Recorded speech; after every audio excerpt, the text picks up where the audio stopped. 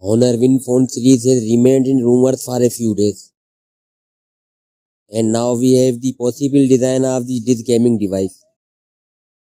It's somewhat similar to the Xiaomi 16 Pro Max, with a huge camera part on the rear side, but without any magic screen.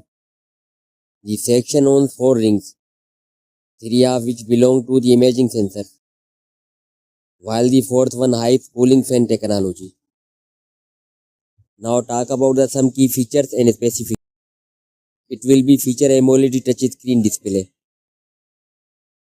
RAM will be 12 GB and storage will be 256 and 512 GB.